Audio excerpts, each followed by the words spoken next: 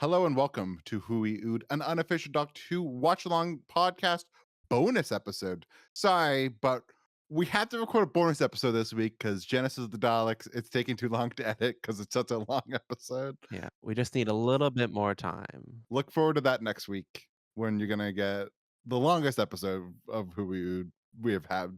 Yes. Maybe tied with the retrospective. What was the retrospective at the end of the day, Ben? Hour 20. It's gonna be along those lines at the end.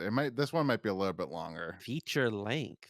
Maybe we can get it on Letterboxd. Maybe. I am here with my co-host Ben. How you doing today, Ben? I'm good. I'm a little bit under the weather, so I might sound weird. That may or may not show up, but I'm doing all right. This is October 22nd, and The Lake House came out today. DLC for Cam and I's hyperfixation on Alan Wake and Remedy. Cam, I know you haven't had a chance to play it, but I did earlier today, and it was really good. One moment, we're gonna take a break from Doctor Who. We'll do the Remedy cast.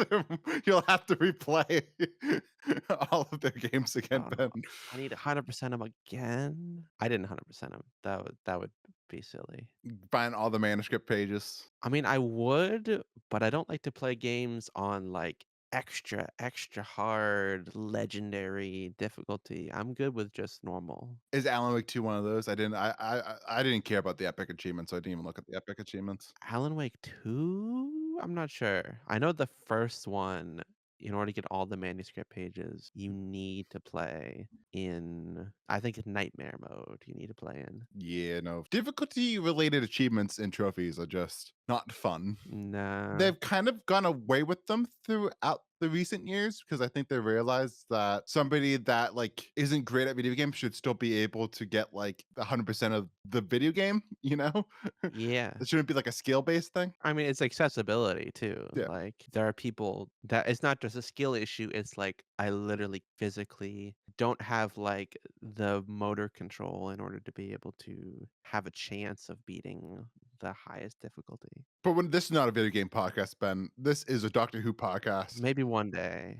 Today, we're going to be, well, not we, you are going to be ranking your top 5 60s Doctor Who episodes. Yes. I'm not making a list this week just because I am not as knowledgeable about 62. I know basically the big episodes. I've seen a lot of them, the big ones, I should say. I'm just somebody that it's not my favorite era of the show, especially the first Doctor. And I need to get around to watching all those second Doctor animated episodes because there's a Mhm. lot of them now, and I'm behind as hell on them, and I need to be better at watching them because they are fantastic. Thank God we have those. Thank God for sure. It's such a shame, especially with the second Doctor, because he's such a visual Doctor. Just relegating it to telesnaps. It's a national tragedy. And animations are better, but still not quite there. Troughton is just one of those actors that has a face that you just want to look at and watch and see him express his emotions. And it's so sad that that actor in particular you cannot watch his performance. But Ben, let's get right into it. We're gonna go episode by episode. You're gonna give your little spiel, and then I'll tell my 2 thoughts. So Ben, do you have honorable mentions before we get into the top 5? Yeah, there's a lot of great stories. The biggest kind of honorable mention that doesn't quite make it to the top 5 as an arbitrary number, it would be the Daleks' master plan, which I'm assuming you have not watched. No, I've always meant to. I just never got around to it because, of course, most people watching this slash listening to this know it's majority of it, except for There are 3 surviving episodes. like majority of it is missing, and it's a 12-parter if I remember correctly. So Yes. and it's not animated. It's probably never going to be animated because it's just too expensive. I really hope one day they do. There's some fan animations, I believe. When I watched it way back when, I just did like the loose cannon reconstruction since I figured that was like the canon way that probably the majority of hardcore fans would have experienced it. And it really is kind of the biggest problem with the story is that we don't have it. Because there's a lot of great stuff here. It is kind of the ultimate first Doctor story, despite it being like 3/4 of the way through his run. It has the Daleks. The monk returns for his only other televised appearance, which thankfully that episode is one we do have. Has the introduction and also deaths of two companions, Katarina and Sarah without an H, Sarah Kingdom, not Sarah Jane Smith. Which Katarina's, she dies right away, pretty much. I don't have any thoughts about her, but she's fine, I guess. And Sarah's pretty good. It has, aside from the Daleks, the main kind of antagonist is Mavic Chen, played by Kevin Stoney, who'd go on to be Vaughn in The Invasion and Hiram in Revenge of the Cybermen. And he knocks it out of the park as Mavic Chen, one of the iconic first Doctor villain, I would say. It's great, but it's especially with the telesnaps, and even aside from it being lost, it is a little bit clunky. There's a lot of moving pieces. You have the Feast of Stephen halfway through, which kind of takes you out of it. And I mean, maybe if we have an official animation one day, it'll be bumped up, but it just doesn't quite make it to the top 5. Do you know about like the behind the scenes of the writing process of this story? I know Terry Nation only did like a half or a third of it, and then someone else did the rest. So Dennis Spooner did another portion of it, and there's like the I forget this is a rumor if this is legit, but basically one would write a cliffhanger that's so insane that the other person would have to like write around it. Like they were basically were like challenging themselves to come out of the cliffhangers in that story, which is so funny to me. Interesting. And also, of course, it's a big shame that this was missing because it was directed by Douglas Camfield, who is one of the show's greatest directors. And as you probably know, with the surviving footage that we do have, it looks great. So it would have been Oh great yeah. to actually watch the Yeah, the story. sets are great. Has a lot of like really cool and unique alien designs with costumes. Such a shame. I guess another honorable mention could be Mission to the Unknown as a kind of prologue to this. It's a pretty good just bottle episode, which thankfully got recreated in 2019, I believe. Was that the version you watched? Yes, there is also a loose cannon reconstruction for it, but I went with the University of Lancashire, I think it is, recreation, which like BBC gave their blessings. It's on the official Doctor Who YouTube channel. It's as close as we're gonna get. Oh yeah, I think even like Nicholas Briggs was involved somehow. Oh yeah, he did the voices of the Dalek. Like that basically gives it the seal of if Nicholas Briggs does the doc voices, that's basically official at this point. Yeah. All right, Ben, what's number 5? Okay. Here we go. Top 5. I don't know if you can hear my drum roll, but I'm making a drum roll. What's number 5, Ben? Number 5 is the first Doctor story, The Chase. I remember you told me how much you love The Chase, and I was so surprised because, like, The Chase is not a love story. No, it isn't. And I think it might be my favorite first Doctor Dalek story. Definitely a highlight for me. I did tell you, like, it's really good game. You gotta watch it. It's so fun. It's like a romp through time and space, almost like an anthology story, all going bouncing between all different places and times. It's got Ian and Barbara dancing to the Beatles. It ends with the introduction of the mechanoids, the first kind of real Dalek-like, and they're pretty good. The tearful goodbye of Ian and Barbara at the end. Go back to London, 1965. And of course, there's also the introduction of Stephen Taylor, the next dashing hero to accompany the old man. And it's a fun time. I would definitely highly recommend it. I have not seen this. I had more fun with it than I did for Dalek Invasion of Earth, which I know is in fan circles. I think is the fan favorite of the first Doctor era. That's blasphemy to say that. I would say to like most classic Doctor Who fans. I just thought it was kind of slow, kind of boring. I've not seen The Chase. I've been always wanting to watch it since I was a kid, but I never got around to it. I have the Blu-ray now, so I don't have any excuses. I should just watch it. It's just Yeah, it's just the having that will to be like, okay, I'm gonna sit down. I'm gonna go down. I'm gonna go and sit watch a first Doctor Who story because that those pacings are fucking slow, as you are aware. Oh, I'm aware. Of course, as many of you may already be aware, I took the time back when Cam was trying to get me into Doctor Who. I said like, yeah, I'll do it. And because of the way I am, I can't start with like Rose or even Robot. I got to start with Unearthly Child.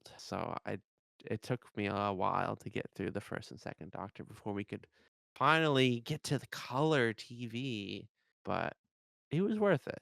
There's some duds, but there's also some great stuff here. And I logged everything on Letterbox so I can go back and look at my thoughts. Maybe eventually we'll do episodes for some of them. One day. All right, Ben, what's number 4? That would be so we're done with the first Doctor at this point. Wow. I wonder why. I have Patrick Troughton is just so much better.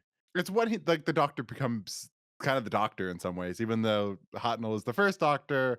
Troughton is kind of what. Like I respect Hartnell, but I love Troughton. Yeah, he makes it more like the Doctor is the hero of the story instead of Hartnell being like, Hmm. have Ian and Steven be the hero, and I'm gonna be the wise old man in the back. Yeah. But what's number 4, Ben? Number 4 is The Tomb of the Cybermen. Have you seen this one? Oh yeah, I love this story. Yeah. It's pretty much a near perfect four-parter. Very tight. It takes a concept similar to like The Mummy and injects some Cybermen DNA into it in what I think is pretty much their best 60s outing, aside from maybe the 10th planet. I still really like those Mondasian Cybermen who are a little bit more human. But, this is still really great. Kind of cements their cybernetic aspect to him. Has some truly great stuff with the Doctor, and I'll always remember his conversation with Victoria about family. It's so good. No, it's definitely if somebody ever came to me and was like, "All right, what's a '60s Doctor Who episode I should watch?" It's like I feel like Tomb is the best choice, just because of how well paced it is and how much majority of it does still hold up today, and you're not like, "Oh my god, this feels so slow. What the fuck's going on here?" Except for the one thing that doesn't really age that well, which is Tobin. Yeah. But apart from that, it's a really great story and just one that I just love throwing on. And I will put it on and watch the whole thing in one setting and be happy with it. Hmm. But good choice, Ben. I would probably put this in my top 5 if I were to do a list. It's definitely top 5. Yeah. And number 3 for me is The Enemy of the World. And I went back and forth between is this 3 or is this 4? I landed on 3. Have you seen this one, Cam? Yes, I have. And I would also put this on my list because this one is also one that you go, this has aged remarkably well. Absolutely. Did you know that like before this was found in 2013, this in the fan circles were like it was really low. Like we always refer to the magazine poll, but if you refer to the magazine poll, it was before it was found, it was number 17 in 1998 and number 15 in 2009, which is insane to think it was regarded as being one of the worst Trout stories. And you watch it now and you just go, nope, this is one of the best. Absolutely. Troughton is acting his ass off as both the Doctor and Salamander, which is, I think, one of the great second Doctor villains, especially their like confrontation in the last episode where it has them both on screen at the same time, fighting each other. Salamander gets sucked into the vortex, and it's really good. It makes me wish that like Pertwee had a doppelganger because I feel like he could have done a really great evil villain. And it also just showcases Trouton's range as an actor. Oh yeah, The fact that he can do both of those. Salamander is so not a space hobo. Really, really good. There's a big historical point of view for this episode just being the first episode directed by Barry Letts, who goes on to be the producer for the Third Doctor. Oh really? And it kind of makes sense because the Enemy World's kind of a spy thriller, and of course he makes the James Bond Doctor. So Yes. no, a really great choice. I would definitely have put this up there in my point of view as well. It is just The best way I can describe it is it's just a great story. It is absolutely a great story. The second penultimate one is The Evil of the Daleks, which have you seen this one, Cam? I have. And I also agree that this is a fantastic story. I think we both are in the same perspective, which is not a highly held perspective, Mhm. is that I think evil is better than power. Most people say power is the better Trout and Dalek story, but I think evil is better. Like, Power's good. I felt Power's length a lot more than I did with Evil, though. Evil, it's kinda like The Chase, it's, like, multifaceted, it starts, like, picking up right from the end of The Faceless Ones, and there's, like, time travel shenanigans, and eventually we get to Skaro fighting the is it the Dalek Emperor? Yeah. Jamie has a lot of great moments. He gets to like really be a hero, almost like a swashbuckling hero, and introduces Victoria as a reluctant companion, and she's pretty good. It has, of course, grappling with these big concept of like the Daleks' humanity. They want to become more human, and I think it's written as like this is the end of the Dalek, and as a culmination of all the other 60s Dalek stories, because we won't see him until Day of the Dalek in several seasons. It's a really good finale. And of course, the human factor Daleks, if I remember correctly, Hmm. they are just wonderful in this story. Dizzy Dalek. Like, and I think that's most of those versions have Roy Skeleton. He just does a great job with that. And of course, there's that great scene of like Trout and like riding the Daleks, and Hmm. it's fantastic. I agree with everything that you said. That the scope of Evil the Daleks is really grand, and you just are on this. It feels like what Doctor Who should be sometimes, which is this big epic universe adventure series. And Evil the Daleks sums that up really well. All right, Ben, what was number one? What's your favorite '60s Doctor Who serial?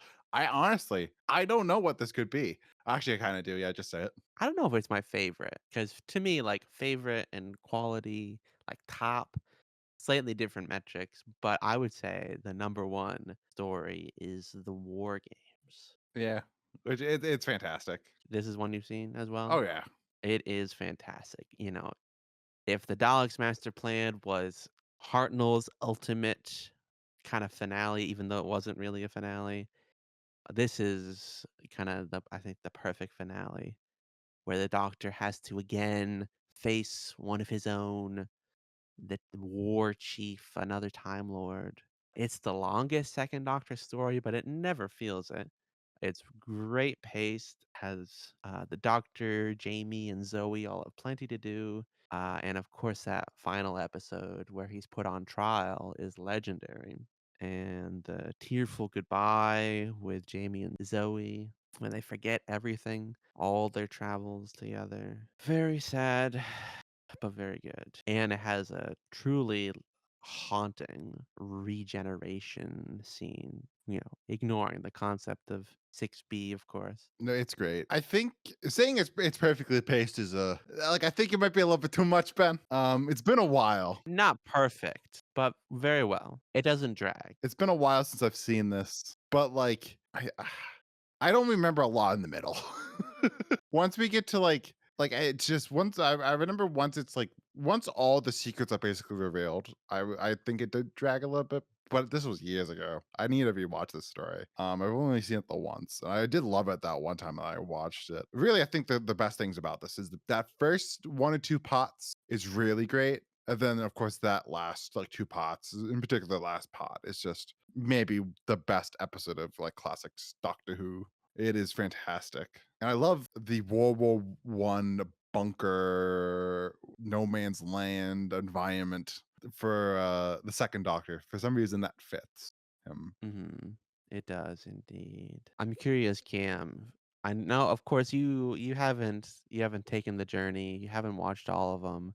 Are there any that I haven't said that you would put in your top 5? See, this is the thing. Like, there's a lot of other great ones, like Fury from the Deep, Web of Fear, The Mind Robber.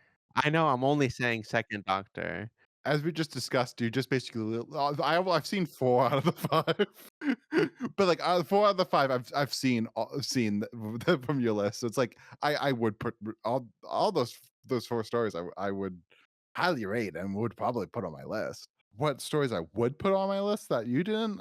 I think you basically touched all the ones that I would. Because I'm more of a fan of Enemy of the World than Web of Fair, which was of course the 2 that came out in 2013 that was found. I wasn't the biggest fan of Web of Fair. I think Fury from the Deep is another honorable mention for me. That one is really great. That's been on my list for a long time. I wanted to listen to that before even the animated, You still episodes haven't really seen came it? out. I have still haven't gone around to it. You gotta watch. Another one where it's such a shame, Yeah. but the animation is pretty good. But that 2-second clip is fucking awesome. I know. I remember I liking Edge of Destruction as a kid just because it was a two-parter. I thought it was interesting, That one's good. but I don't know how I would like it now. And of course, like, I think you have to give a shout out to that first pot of Unearthly Child. Like, Ooh, yes. that first pot alone, of course, the other part of the story does bring it down, but that first pot is just one of those episodes of TV that just go, yeah, this would keep a show going for 60 plus years now. I've only been saying Second Doctor, really. I'll throw out some other honorable mention First Doctor stories. Keys of Marinus is another fun kind of episodic one. The War Machines is very solid. The Myth Makers is pretty funny. The Rescue for a two-parter is very solid. Marco Polo is pretty good, but of course it's all lost, which is a huge detriment to the story. A lot of great stuff there. I don't know if it's my favorite era of the show. We'll have to check back in once I'm done with the 70s, but I did really enjoy my time with the 60s. Good stuff. Okay, ladies and gentlemen, I hope you enjoyed this episode of Who We Ood. Please remember to like and subscribe. You can find us on all the podcast services. Please remember to watch our shorts on YouTube and TikTok and Instagram. They're on Instagram. They don't do well on Instagram, Ben. They don't do well on Nah. Instagram at all, but we post them still on Instagram. So check them out there. Have a wonderful rest of your day. Peace out, everyone.